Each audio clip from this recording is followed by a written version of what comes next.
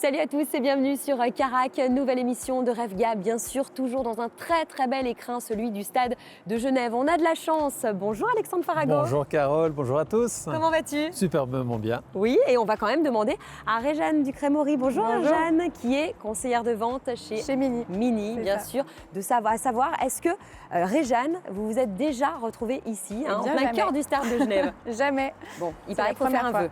Ah, bon, bah alors je vais le faire. Bon, Vendre plein de mini.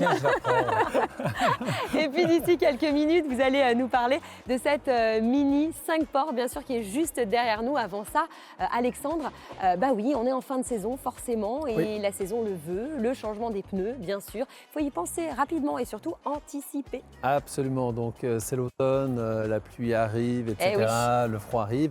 On va rappeler que la saison des pneus hiver commence. Ouais. On va faire une différence de nouveau entre pneus hiver et pneus neige. Oui. Donc le pneu hiver qui est respectivement un pneu qui va très bien dans la neige, qui garde une souplesse en dessous des fameux 7 degrés. On va rappeler qu'un pneu été en dessous de 7 degrés, il commence à durcir, la distance de freinage se rallonge. Et puis pour cette raison, donc commencez à anticiper les rendez-vous pour le changement des pneus. On est tous les garages sont submergés de demandes au même moment. Ouais. Si vous attendez les premiers flocons, c'est pas bon. Non. Il n'y aura pas assez de place. Non. Donc un petit conseil, anticipez, prenez les rendez-vous suffisamment tôt. Assurez-vous que vos pneus d'hiver sont encore en bon état.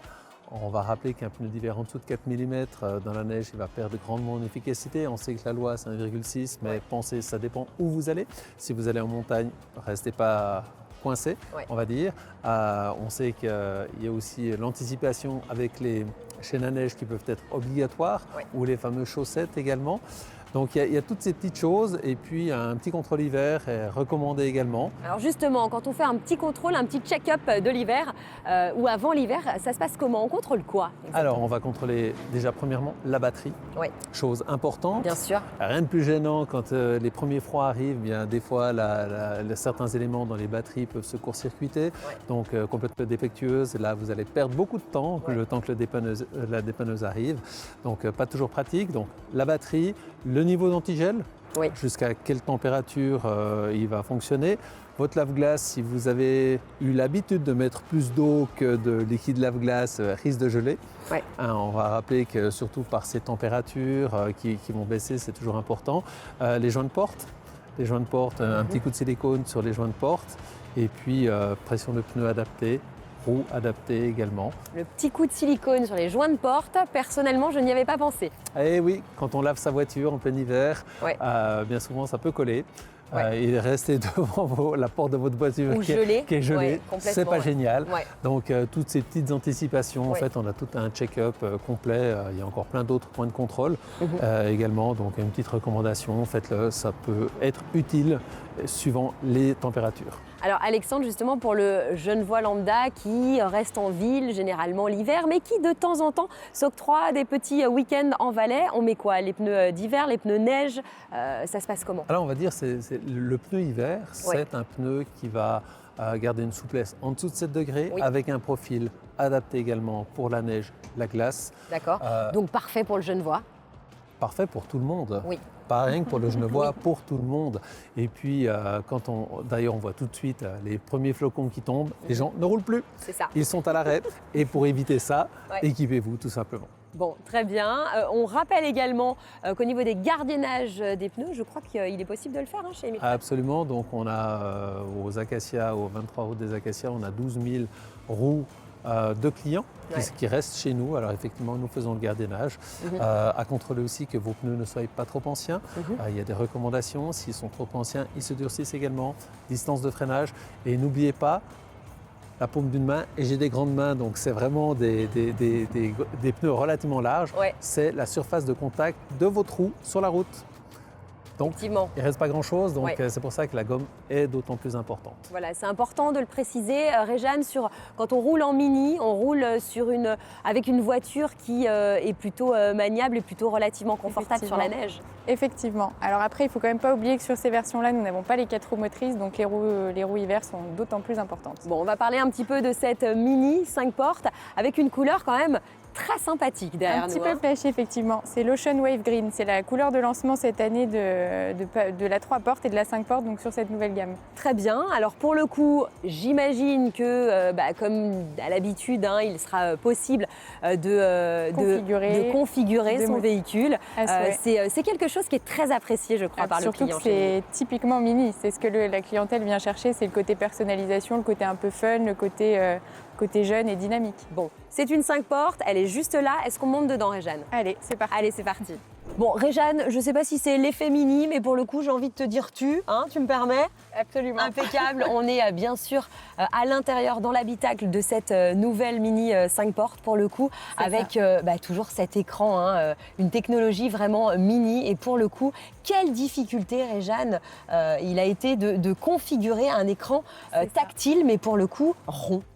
C'est vrai, puis d'autant plus qu'avant on avait un écran digital derrière le volant, aujourd'hui on n'a plus rien du tout, tout se passe sur ce grand écran central. Et en même temps on retrouve donc les Mini d'époque, je ne sais pas si tu te souviens, le rallye de Monte-Carlo, où la Mini a gagné, justement on avait ces fameux compteurs ronds, donc l'idée était un peu de revenir sur le côté un peu vintage, originel de la Mini. On a gardé la rondeur de Mini. C'est ça. Et donc comme tu vois, on a énormément de technologies, notamment quand les portes ou le coffre sont ouverts par exemple, l'écran nous le notifie. Et après on retrouve tout un grand écran où on va pouvoir retrouver toutes les fonctionnalités comme la climatisation, la radio, le téléphone, la navigation, tout se passe au niveau de l'écran. Et puis on peut slider bien sûr. Absolument, puis, comme sur un écran de téléphone. En fait c'est un vrai smartphone embarqué dans la voiture. On va venir dans la petite maison, qui va nous permettre après d'aller dans tous les réglages possibles de la voiture. Donc tu vois, des onglets, il y en a pas mal. Assistance de conduite, on imagine, il y a tout vraiment comme un dans les véhicule plus grandes berlines, comme dans les plus gros SUV qu'on peut avoir sur le marché aujourd'hui, on a toute la technologie nécessaire. J'imagine que ça fait quand même bizarre hein, pour un premier achat, pourquoi pas, de Mini, de ne plus rien avoir en fait derrière l'écran et de se concentrer vraiment, de rester focus sur le milieu de l'habitacle. C'est pour ça qu'ils ont été malins, c'est que maintenant, dès les premières gammes, vous avez l'affichage tête haute qui permet de rester focus sur la route et du coup d'avoir un maximum de sécurité. On va avoir l'affichage de la vitesse, les indications de la navigation, tout se passe... ce qui nous permet de rester droit devant et de ne pas tourner la tête. C'est vrai qu'on a tendance à vouloir regarder l'écran central. Donc tout se passe sur cette, on appelle ça l'affichage tête haute. Ouais, c'est ça. Très bien. Bien pensé de la part donc du constructeur. Est-ce qu'on peut dire aussi, qu'est-ce qu'on peut dire par rapport à l'intérieur de ce véhicule? Pas mal de tissu, pas mal de cuir aussi. Effectivement. Il y a pas mal de matériaux différents. La Mini se veut quand même assez écolo et puis responsable, notamment vis-à-vis de l'environnement. Donc tout le tableau de bord est fait à partir de fibres de matière recyclée, ce qui est plutôt pas mal. Et au niveau des sièges, nous n'avons plus de cuir animal, on est sur du cuir vegan. Très bien.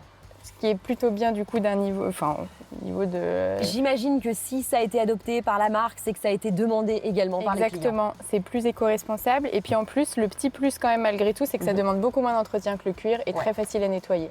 Très bien. Donc c'est parfait. Ok, on est sur un toit ouvrant qu'on ne va pas ouvrir aujourd'hui. Mais effectivement, ça permet également d'obtenir pas mal de luminosité. Puis ce qui est sympa surtout également sur l'arrière, on peut faire coulisser pour avoir une belle vue, une vue dégagée pour les passagers, ce qui n'est pas désagréable du tout. Et demander pourquoi pas aux enfants de regarder un petit peu le ciel. De temps en temps, ça peut être très utile.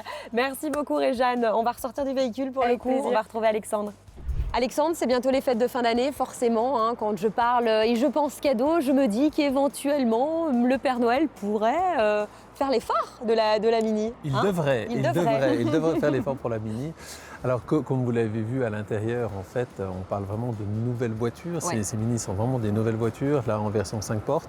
Et puis, ce qui est fort appréciable, c'est la qualité des nouveaux matériaux qui sont utilisés, autant bien des matériaux de recyclage que autres, mais qui donnent vraiment un aspect qualitatif au véhicule. Et puis ceci, quand on ferme une porte d'une Mini, on s'aperçoit qu'il y a matière. Bien sûr, et puis bon, après, c'est aussi une obligation, j'imagine, de la part des constructeurs, hein, d'adopter des matériaux plus écolo, éco-responsables, etc. Non, c'est un vœu du constructeur. C'est un vœu, c'est pas une obligation. C'est pas une obligation.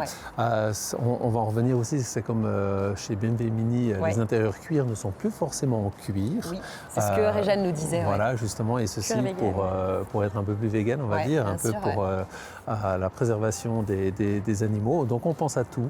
En fait, il n'y a plus aucune restriction à acheter soit une BMW, soit une Mini finalement. Bon, très bien.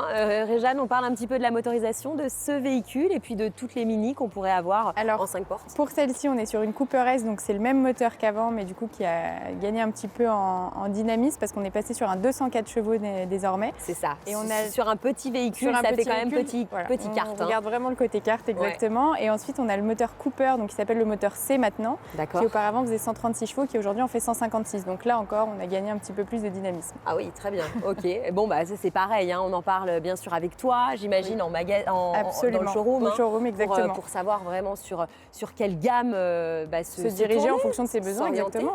Si par exemple, je suis une personne, une commerciale qui va beaucoup rouler, où est-ce que tu vas m'orienter? Eh ben, si tu fais beaucoup de route, je te redirigerai plus sur un Countryman qui est beaucoup plus confortable et plus spacieux et qui te donnera moins de fatigue, en tout cas si tu fais des gros trajets. Et puis si par contre tu fais beaucoup de ville, la Mini 5 portes ou 3 portes sont idéales parce qu'elles te permettent de te garer facilement, de te faufiler dans la circulation et c'est super appréciable. Bon, très bien. Pour tout le reste, on vient te voir du côté du showroom. Du showroom de chez Mini. Chez Mini. Ça. Merci beaucoup Alexandre. Merci à toi, merci à tous. Est-ce qu'on a tout dit? On a tout dit. On se retrouve la semaine prochaine du coup. Avec plaisir. Pour une nouvelle émission de Rêve Guy et à tout bientôt, bien sûr.